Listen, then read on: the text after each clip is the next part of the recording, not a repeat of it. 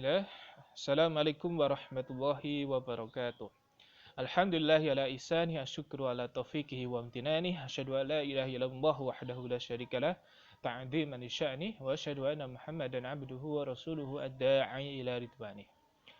Baik, ikhwah sekalian, alhamdulillah pada kesempatan kali ini kita kembali bertemu dalam momen yang berbahagia ya. Dan kembali kita akan belajar bahasa Arab al-lughah al-arabiyyah ya.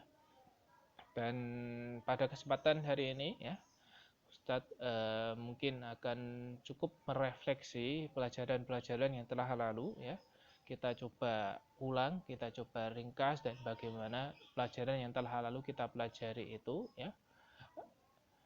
Ya, jadi yang telah lalu kita pelajari ya, yaitu tentang pendalaman isim ya, dan ada 7 bab yang sudah kita pelajari ya, yaitu merupakan pembahasan-pembahasan tentang isim ya, macam-macam isim ya, dan juga jenis-jenis dari isim ya, yang kita semua sudah pelajari di pertemuan-pertemuan yang telah lalu ya. Baik ya, jadi sebelum kita coba masuk pelajaran ya, kita baca dulu salah satu kutipan dari perkataan Taqiyuddin Abul Abbas Ahmad bin Abdul Halim rahimahullah ya, atau yang kita kenal sebagai Ibnu Taimiyah ya rahimahullah ya. Beliau berkata, fa inna nafsal lughah al-arabiyyati minad din wa ma'rifatuha fardun wajibun ya. Maka sesungguhnya bahasa Arab itu sendiri merupakan bagian dari din agama, dan mengetahuinya merupakan kewajiban. Fa inna fahmal kitabi was sunnati fardun wa la yufhamu illa bi fahmil lughah al-arabiyyah. Sesungguhnya memahami Al-Qur'an dan sunnah itu wajib dan tidak bisa dipahami kecuali dengan paham bahasa Arab.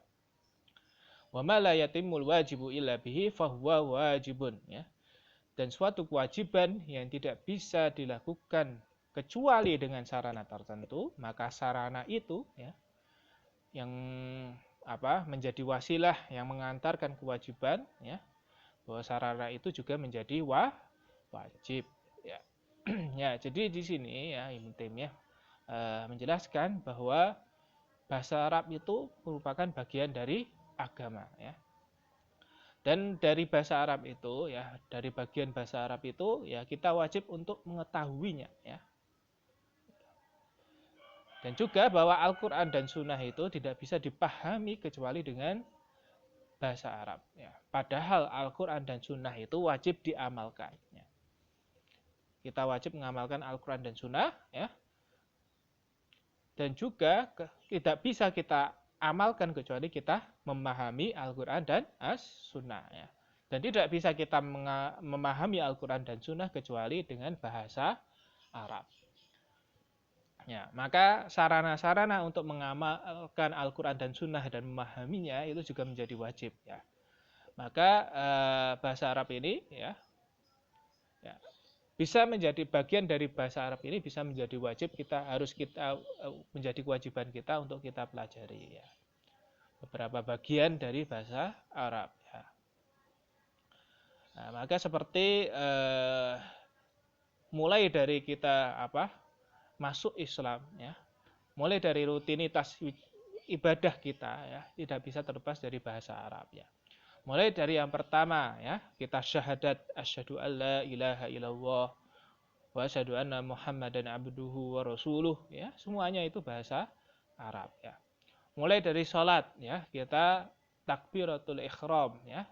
Takbir yang pertama itu Allahu Akbar ya. Itu dengan bahasa apa? Allahu Akbar itu bahasa Arab ya.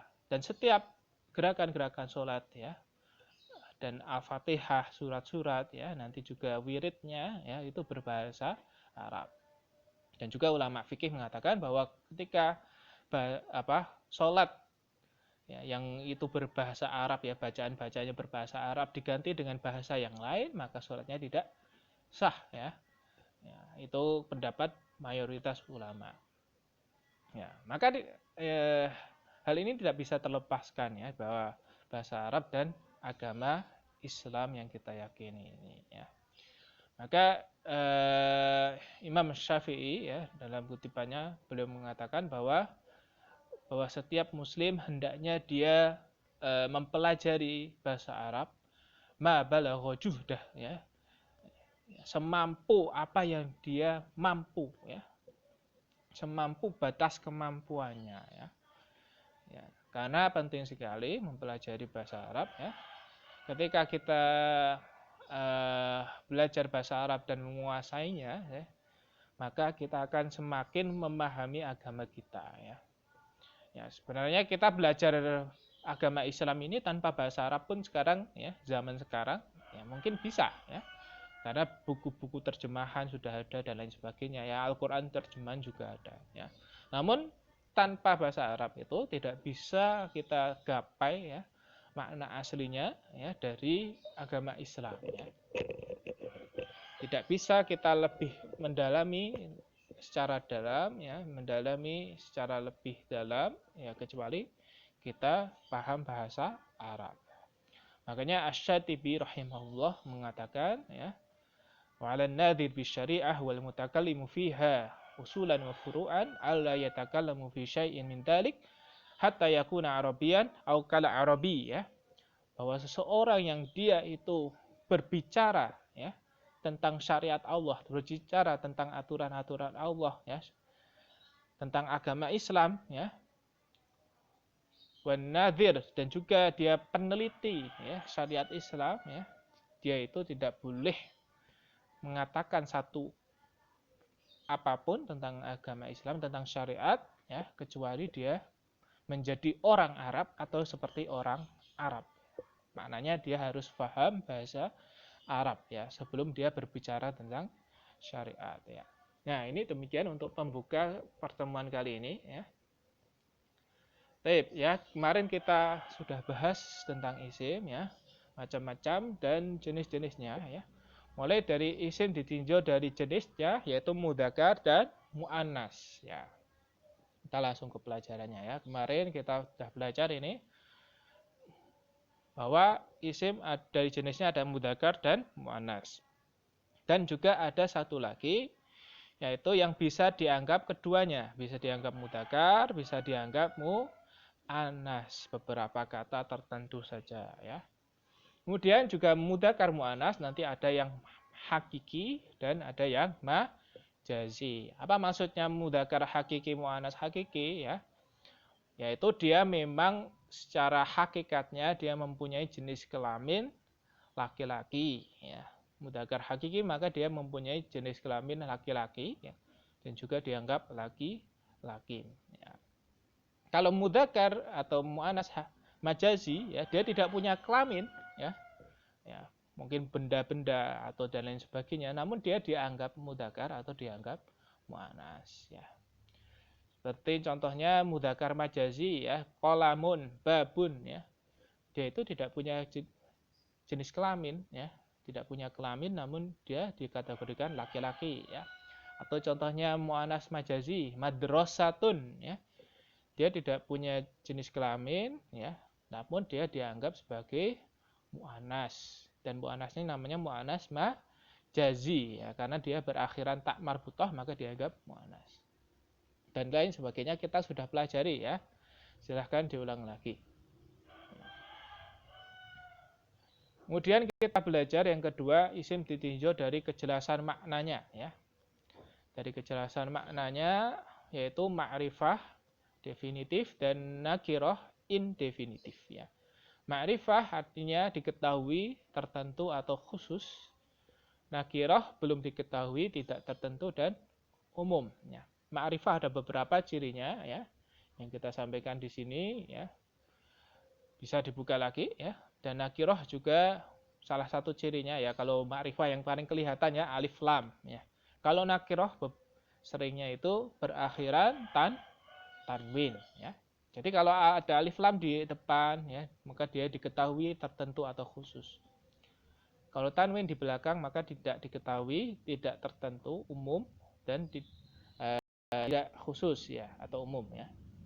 Ma'rifah yang lain isim isyarah, isim mausul, isim domir dan isim alam ya. Isim alam ini nama atau merek dan juga mudhof ilal ma'rifah. Ya. Ini sudah kita pelajari, kemudian juga kita belajar isim ditinjau dari bilangannya, mufrad, mutsanna dan jamak, ya. Mufrad artinya tunggal, mutsanna ganda, jamak berarti 3 atau lebih, ya. Dan jamak ada yang beraturan atau jamak salim dan juga jamak yang tidak beraturan disebut jamak taksir, ya. Nanti ciri-ciri mufrad dan ciri-ciri muannas ya sudah kita pelajari, ya. Dan bentuk-bentuknya, ya. Ya, kita pelajari di sini yang lebih mendalam. Mutsanna ada cirinya akhirannya alif nun. Ada jamak salim mudzakkar akhirannya una atau ina. Jamak salim muannas akhirannya alif dan ta. Dan juga jamak taksir tidak ada ciri-cirinya, ya, namun kita harus hafalkan, ya. Antum bisa tahu dari orang Arab ngomong, bisa tahu dari antum membuka kamus, ya. Kemudian kita belajar tentang isim isyarah, kata tunjuk, ya. Yang dimana artinya ini itu, ya, di sini di sana, ya. Itu kata tunjuk isim isyarah, ya. Kita sudah belajar macam-macamnya, ya. Dari isim isyarah yang lil qarib, lil ba'id, ya, menunjuk ke tempat atau menunjuk ke benda dan orang, ya. Ya. Ini sekedar refleksi, ya. Karena insya Allah kita akan ke depan akan membahas bukan isim, ya. Kita akan bahas di semester ini, akhir semester ini kita bahas harf, ya. Kemudian isim mausul, kata sambung kita juga sudah belajar materi kelima, isim mausul, ya. Kata sambung, ya. Yang dimana ada khos dan am, ya. Isim mausul yang khos dan juga yang am, ya. Kemudian ada dzaraf, ya, isim dzaraf yaitu kata keterangan waktu dan tempat, ya. Dan ada dzaraf zaman dan dzaraf al-makan, ya. Yang terakhir kemarin kita pelajari yaitu isim dhamir atau kata ganti, ismud dhamir, ya, kata ganti, ya. Yang ada dhamir munfasil, dhamir muttasil, dhamir mustatir, ya. Itu menurut posisinya. Kemudian menurut fungsinya ada dhamir al-ghaib orang ketiga, al-mukhatab orang kedua, al-mutakallim orang pertama, ya. Sebenarnya sudah kita pelajari alhamdulillah, ya, dhamir-dhamir dan macam-macam isim ini, pendalaman isim, ya. Insya Allah mendatang, ya, kita akan langsung membahas harf, ya, atau huruf, ya. Kalau kita mungkin sudah bahas di kelas 1, kelas mungkin di SMP, ya, harf, ya. Insya Allah Ustadz akan menjelaskan pendalaman lebih dalam lagi harf macam-macamnya, ya. Mungkin kita awal-awal belajar huruf jar, ya, dan mungkin inna dan selanjutnya, dan nanti kita akan pelajari lebih dalam tentang harf, ya. Jadi materi di semester ini insya Allah nanti macam-macam isim dan jenisnya seperti tadi dan juga harf, ya. Nah, demikian ini sharing saja untuk pertemuan kali ini, ya. Silahkan kalau ada pertanyaan atau apa, usulan dan lain sebagainya, ya, bisa disampaikan di Edu Fikri, ya, atau juga Jabri langsung ke Ustadz, ya. Demikian, ya, pembahasan yang kita bahas. Kita tutup dengan alhamdulillahirabbil alamin. Assalamualaikum warahmatullahi wabarakatuh.